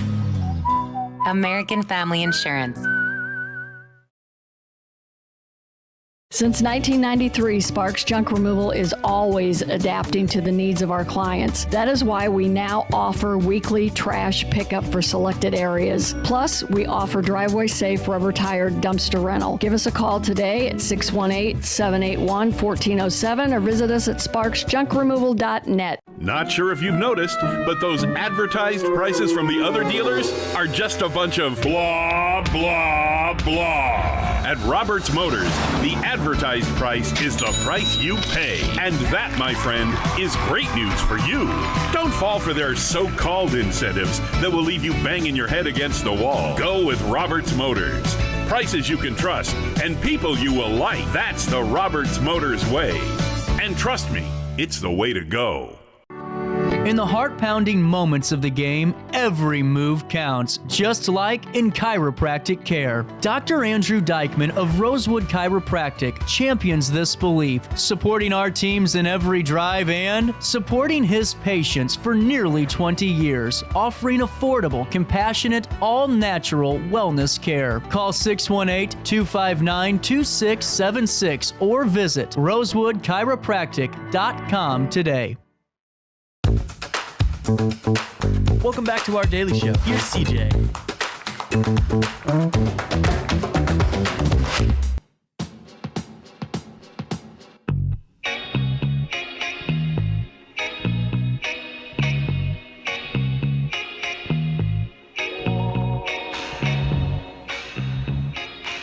Is that an elephant?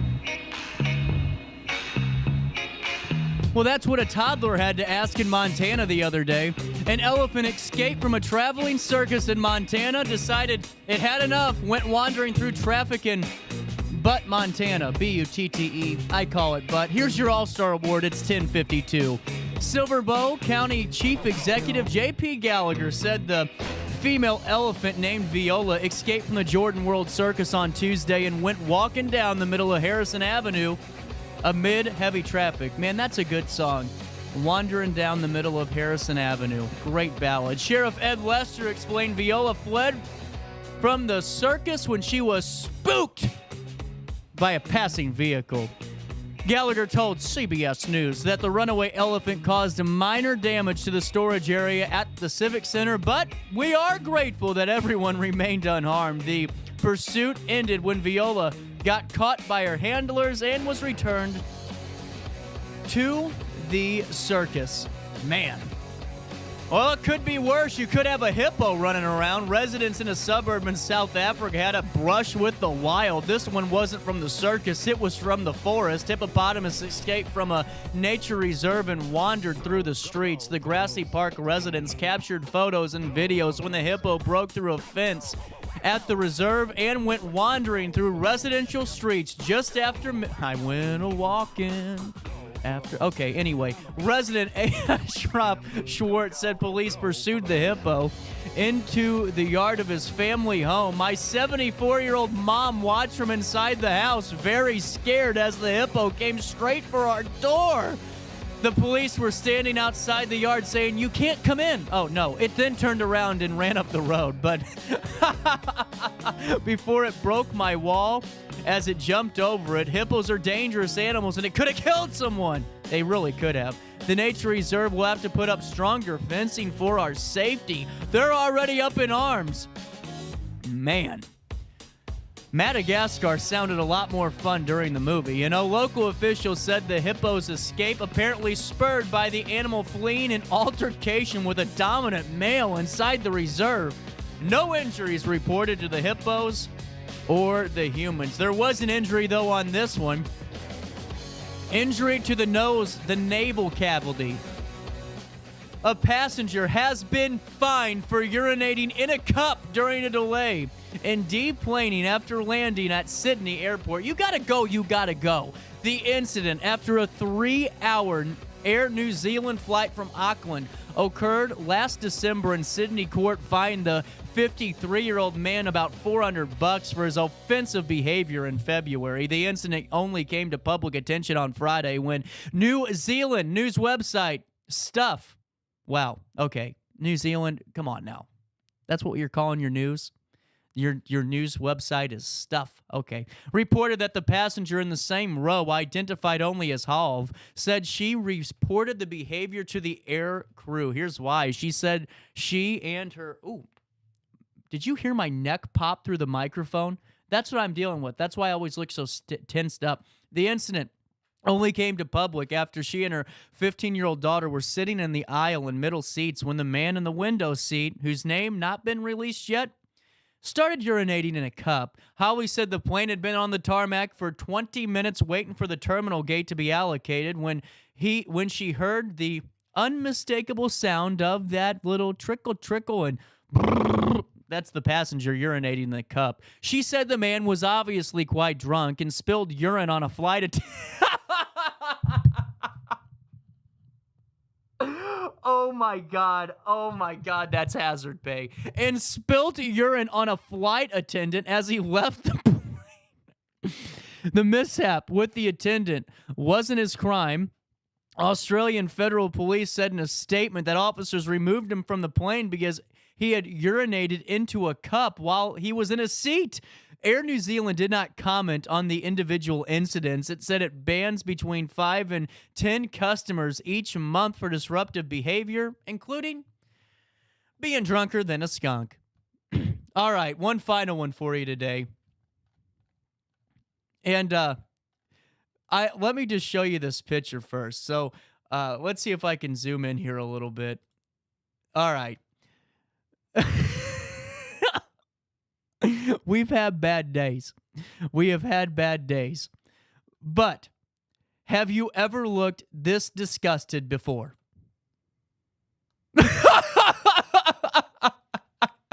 So this is the photo of a cat. Let's see, can I zoom in any more on this guy? That's about as far as I can go. This is the cat that is now turning heads throughout the world here.